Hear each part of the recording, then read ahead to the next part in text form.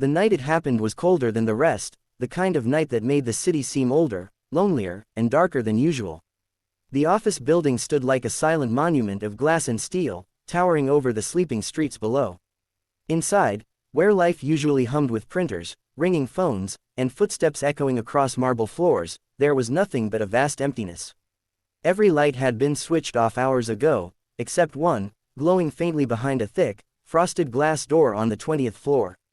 Miriam, the cleaning lady whose tired feet had walked these hallways for 7 long years, paused the moment she saw it. She was used to being the last soul awake inside this building, but tonight something felt different. The air felt heavy, and when she pushed the door open, broom still in hand, she froze. A man sat on the floor in the darkness, his shoulders shaking as soft, broken sobs filled the room. She could barely make out his silhouette, expensive suit crumpled, head buried in his palms. She took one hesitant step forward, unaware that she was witnessing the complete collapse of the same millionaire CEO who had fired her without hesitation just 3 weeks earlier. If you're watching this and you believe in kindness, in second chances, and in the idea that no act of compassion is ever wasted, please make sure to like, comment, share, and subscribe to Whispers of Kindness. Your support helps us bring more stories that remind the world of empathy and humanity.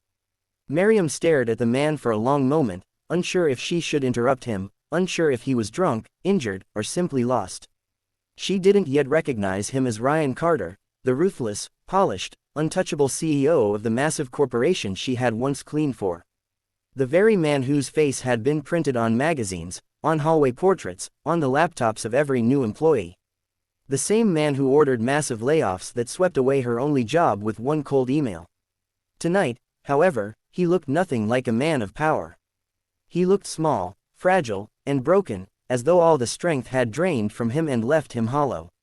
She hesitated, then gently cleared her throat, expecting him to snap, to demand why she was there, to bark something cruel.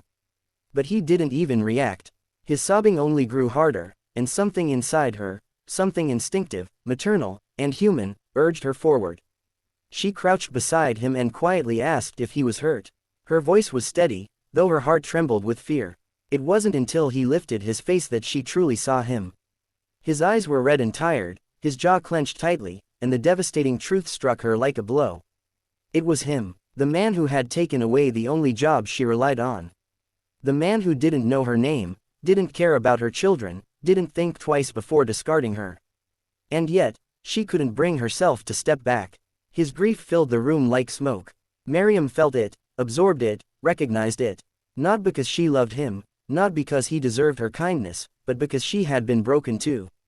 She had cried too, in tiny bathrooms so her children wouldn't hear, in the crowded buses on the way home, in the silence of sleepless nights after losing her job.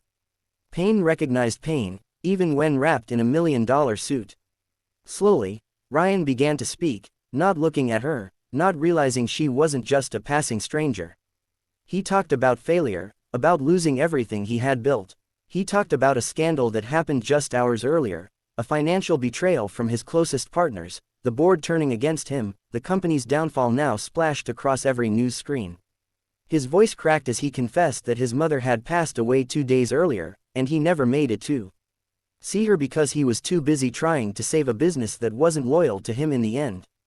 All the money, all the power, all the fame had left him tonight. He had no one to talk to. No one who cared, no one who even noticed he was missing, except a cleaning lady whose world he had shattered weeks ago. Miriam listened quietly, her heart softened, despite everything. She saw him not as a CEO or as the man who fired her but as a human being who had finally reached the limit of what he could endure. When he said he wished he could disappear, she placed a steady hand on his shoulder, not out of pity but out of compassion. She told him that darkness doesn't choose victims, it comes for the rich, the poor, the powerful, and the forgotten alike. What matters is who helps you up when you fall. For a moment, the silence stretched. And then, for the first time in years, Ryan allowed himself to breathe. As the hours passed, Miriam cleaned around him quietly, letting him sit in the dim room, giving him space to grieve but never letting him feel alone. Her presence grounded him, soothed something inside him, and although neither of them mentioned the past, the echo of what had happened hovered there, unspoken and heavy. She remembered how she had felt when she found out she was fired. The panic, the humiliation, the uncertainty of feeding her children. But tonight she realized something deeper, that no one escapes pain, no matter how shiny their life appears from afar. When Ryan finally gathered the strength to stand, he apologized, not because he remembered firing her, but because he felt guilty burdening a stranger with his misery. That was when she quietly revealed who she was. His entire body froze. The shame on his face was instant, powerful, and overwhelming. He stumbled for words but found none. Miriam didn't accuse him, she didn't shout, she didn't recount the nights she cried because of him.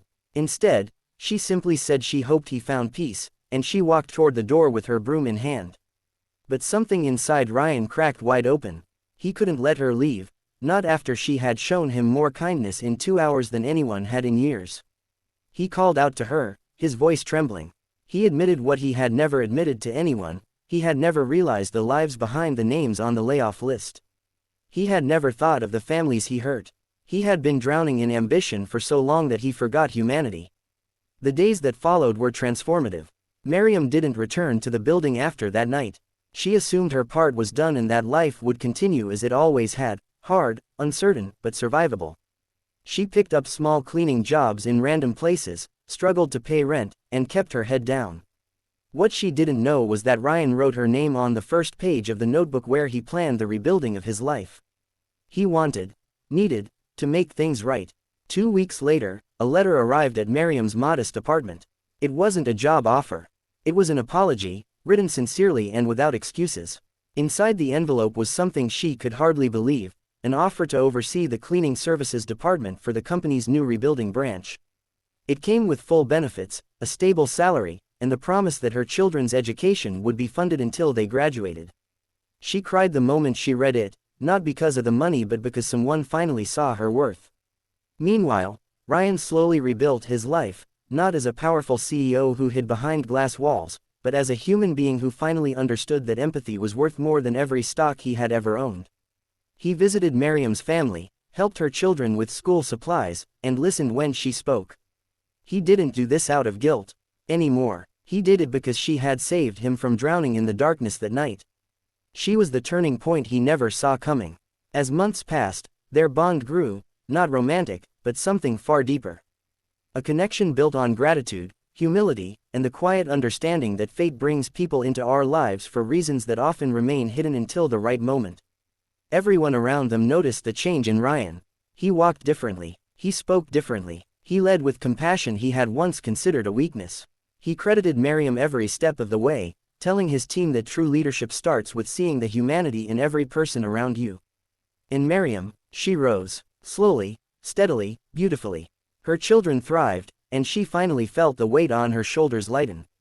She had fought through hardship with dignity, and now the universe had returned what she had given: kindness, patience, resilience. She never boasted, never bragged, never held Ryan's past mistakes against him.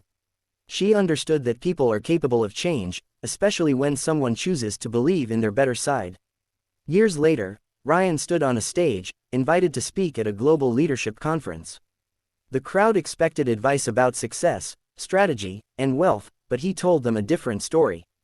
He spoke about the night a cleaning lady found him crying in the dark.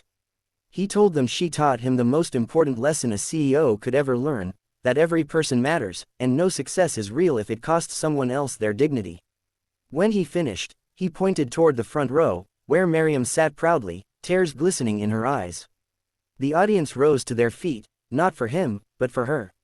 If this moment touched your heart, if you believe in compassion, redemption, and the power of simple kindness, please like, comment, share, and subscribe to Whispers of Kindness. Your support helps us spread stories that heal and inspire.